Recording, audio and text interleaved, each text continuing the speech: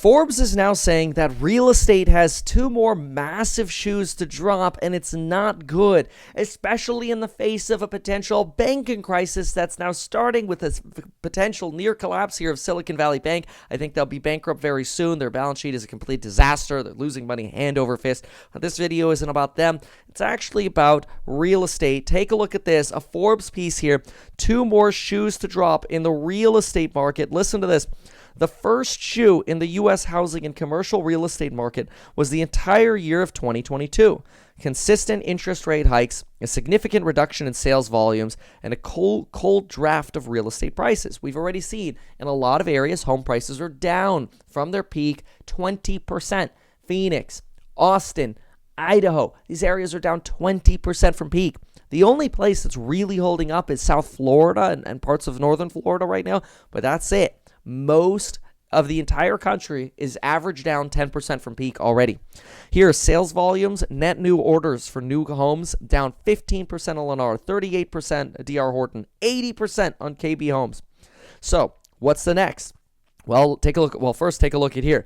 If commercial real estate firms, particularly in the office market, or for them, conditions remain dire, according to recent studies, 71% of office space could support 4 times their current usage. In other words, you're seeing a lot of sort of consolidating of office space. So what's next to happen? Audits. Listen to this. Most real estate private equity firms have a December year end and must provide audited financial statements to banks and investors by the end of March or April. Because December 21 was literally the lowest interest rate environment in history, while rents were rising very quickly, the value of real estate was near gravity-less. Fast forward to the end of 2022, and what do you have? Many real estate investors have not proactively reassessed the value of their real estate holdings. And now, thanks to higher interest rates, what's potentially likely to happen? A massive write-down of privately held real estate values.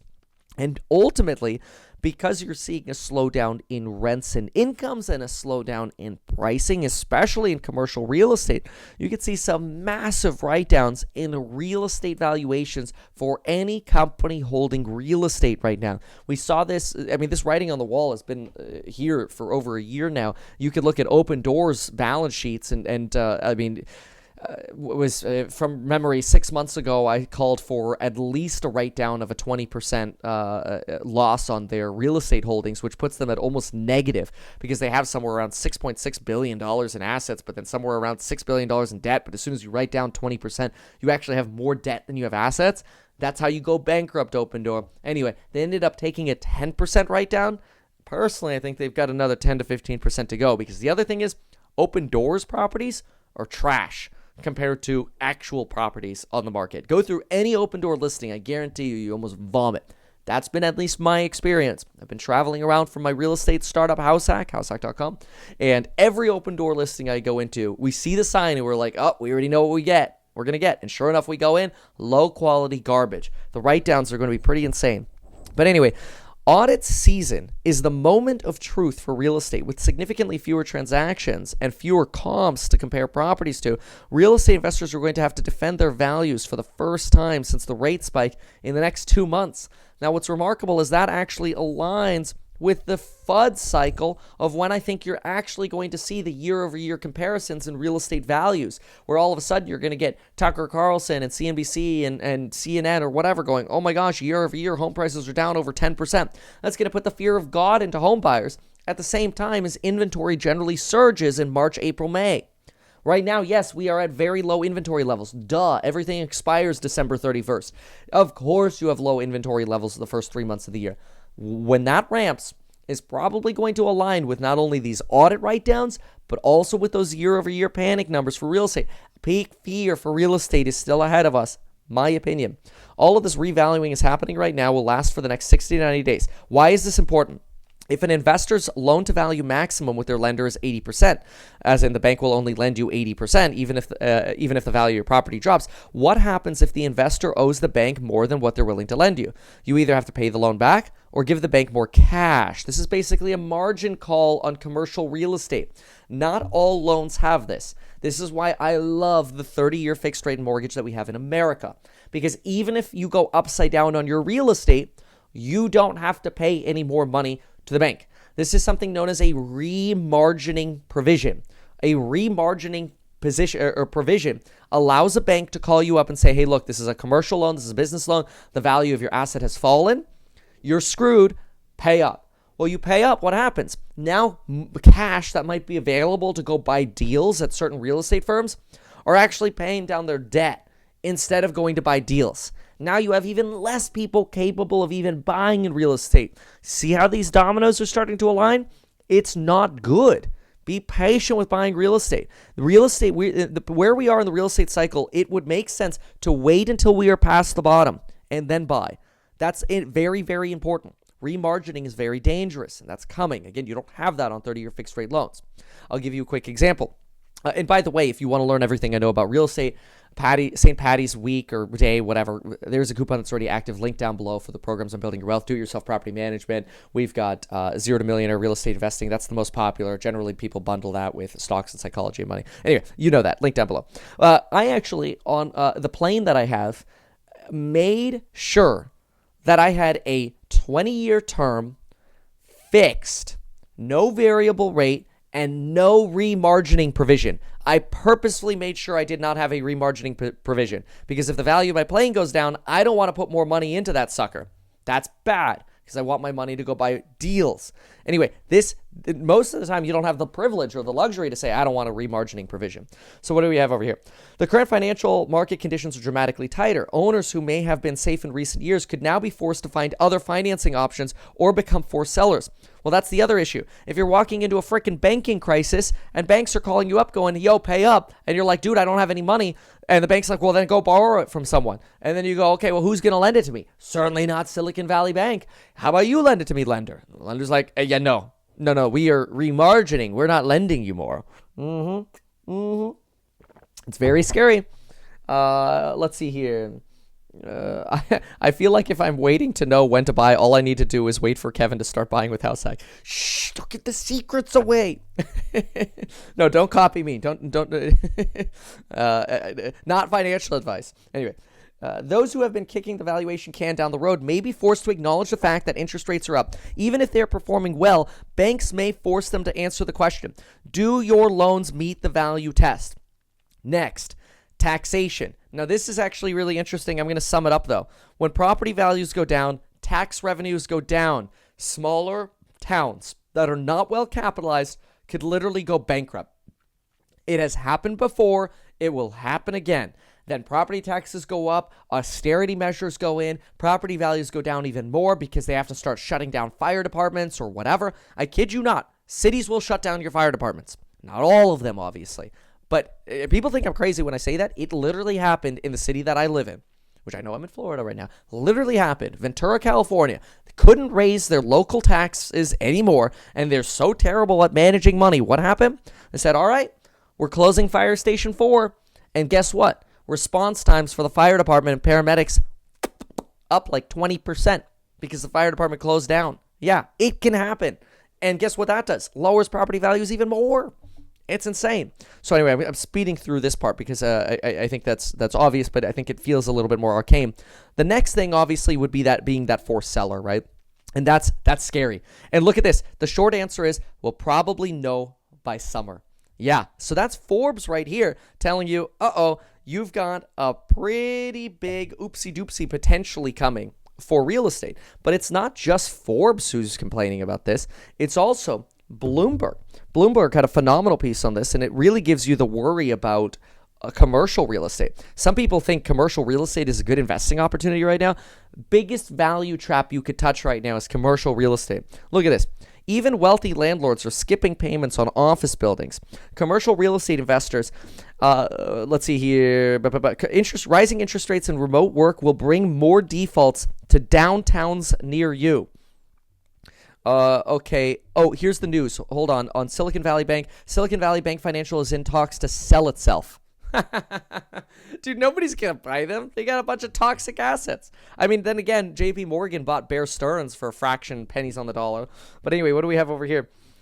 Take Pacific Investment Management Co., funds managed by the $1.7 trillion asset manager acquired by Columbia Property Trust, which owned 15 office buildings in New York, SF, Boston, Washington, D.C.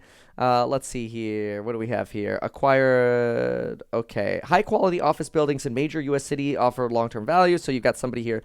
This is in 2021. In 2021, even after offices emptied during the pandemic, funds managed by the $1.7 trillion asset manager, which owned 15 buildings, worth $3.9 billion. Got it. Okay, so they were bullish then. So what are they saying? Or not? Last month, this company defaulted on $1.7 billion of mortgages. Okay, so in other words, they're bragging about how great commercial real estate is. And then what are they doing over here? Now they're defaulting on $1.7 billion worth of mortgages. Look at that. What do you think defaults on mortgages do? Defaults on mortgages ruin the banking crisis even more. This just makes everything even worse. Those mortgage-backed securities that are sitting on the balance sheets of JP Morgan Chase, Bank of America, Citibank, Wells Fargo, they're becoming literally toxic. You can look them up. Again, you could go to the balance sheets of these companies and then type in, usually you could do CMBS. Those are commercial mortgage-backed securities. That's a search you could do for them. You could do MBS searches. Either way, you'll find them in the reports for these companies. And it's scary because a lot of them are going to get written down substantially. There's a reason why JP Morgan has an unrealized loss in their 10K ending December of 2022. We don't even have all of the write-downs yet for commercial real estate. And they already show a loss, an unrealized loss of over $47 billion. It's insane. It's scary. Some of this stuff is scary. Anyway, so now you're getting a default over here. Anyone who recalls the 2008 financial crisis and the housing bubble bursting also might remember the scorn heaped on homeowners who stopped paying mortgages because their houses were hopelessly underwater. They may now find it ironic that some of Wall Street's most prestigious companies are threatening a similar behavior. Yet for institutional investors, defaults can be a strategy to open the door to debt restructuring. Debtors with commercial mortgage-backed securities must at least technically default on their loans before they can renegotiate terms. Commercial mortgage-backed securities are non-recourse debt, which means borrowers can walk away and creditors can't go after their own assets. In other words, you look at the balance sheets for some of these companies like Silicon Valley Bank, and what happens? What do you find on them? Oh, crap. Commercial mortgage-backed securities.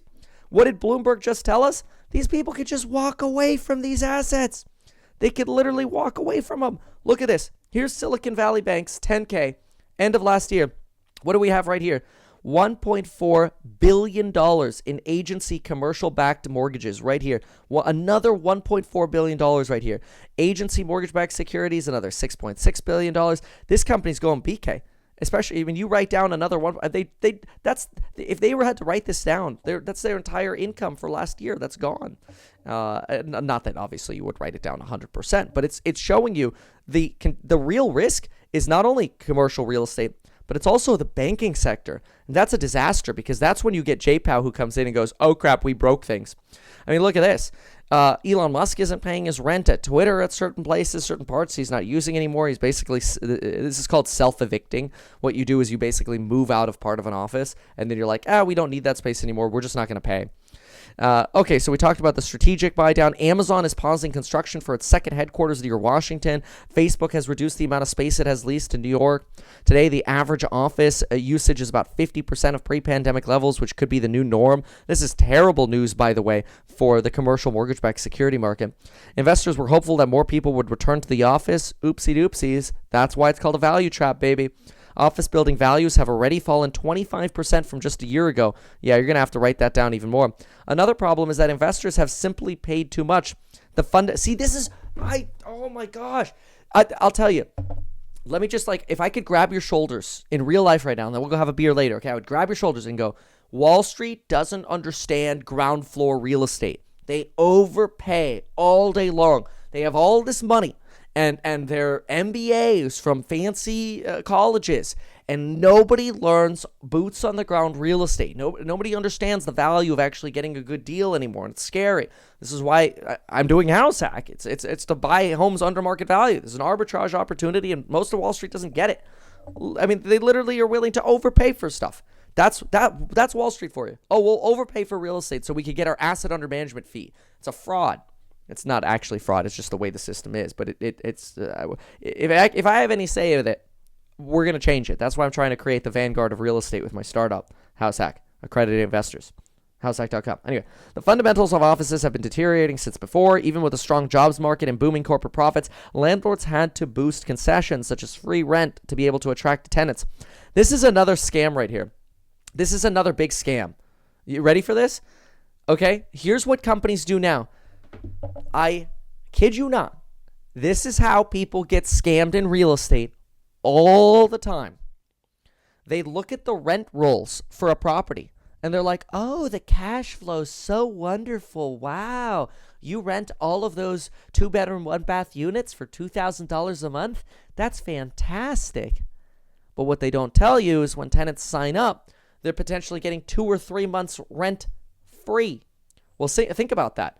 If you're giving 3 months rent free, let's just say, on a $24,000 annual lease, $2,000 a month, right? 3 times 2 is 6, right? What you've just done is you've actually discounted the rents by 25% to get the property rented, right? But guess what? The sucker who buys the property, doesn't realize that the rents are inflated. They're like, oh, yeah, these 2-in-1s are getting $2,000 a month. Ha, ha, ha. The reality is they're only worth $1,500 a month. So now you're overpaying for real estate on top of that. I'm telling you, there's so much, dare I say, near fraud in real estate. It's insane. But anyway, and people don't get it. They want, oh, I just want to see your projections. It's insane. Anyway, even with a strong jobs market, booming corporate profits, landlords have to give free rent to attract the tenants. The underwriting that people made when they bought the buildings had no relation to reality. Yeah, exactly. That's what I'm saying. Deal underwriting is complete garbage in real estate. It's so sad. There's fundamentally unsound economics behind the deals. The outlook is far grimmer today than in 2021. The Federal Reserve is forecasting the unemployment rate will rise to 4.6% by the year end. Even when the economy recovers, it's clear that many buildings will never recover. Owners are exploring conversions to housing. Oh, that's hell, dude. But those deals won't make a dent in office supply in the short term because of zoning, exorbitant costs, and the complexities of engineering. Do not think you can go turn strip malls into homes easily. It ain't happening. Nobody wants a parking lot as their front lawn. The amount of redevelopment, it's insane. It's insane. We can't even build enough normal homes on dirt. And people think somehow we're going to turn a bunch of commercial buildings into homes in a jiffy. It ain't happening. Even when they count, okay, great. Short sellers are betting that more debt tied to offices will go into default. Completely agree. Hedge funds, including whomever right here, are using credit default swaps. It's 2008 all over again. Oh, my God. Known as CMBX, to wager against bonds tied to office buildings, similar to previously successful bids against shopping mall debt by Carl Icahn and Michael Burry. Wow. I don't think this is the big short, but there is going to be a lot of distress in office. There could be an opportunity for many of the biggest investors, which still have piles of money and are poised to pounce. They're waiting for a lot of these buildings to go back to the banks. Well, if they go back to the banks, man, more banking stress. That's what you're literally facing. Even more banking stress. And it's scary because of what's happening over at Silicon Valley Bank. It's very scary. You don't want to see this. The sucker's down 45% in pre-market. It's insane. It looks like it's actually rebounded a chunk since the pre-market. I think it was down to something like $30 in the pre-market. It's popped up a little bit now because you have this talk about their capital raise failed. Yep, see, there you go. Silicon Valley Bank capital raise failed, now in talks to sell itself. Well, duh, because the stock plummeted. Of course, their raise failed. I'm still actually seeing on some sites here that we're actually on a halt on SVB still. So we'll see. That's going to be pretty volatile. But good luck. I don't know who wants to buy a bank right now with a bunch of toxic assets. But what it does do is potentially lead the Fed to slow down. I know everybody's still talking about this potential for 50 BP. No way, Jose. Not with a potential banking crisis afoot. Wait for the dust to settle. I actually think there's a greater likelihood of no rate hike than there is of a 50 BP rate hike.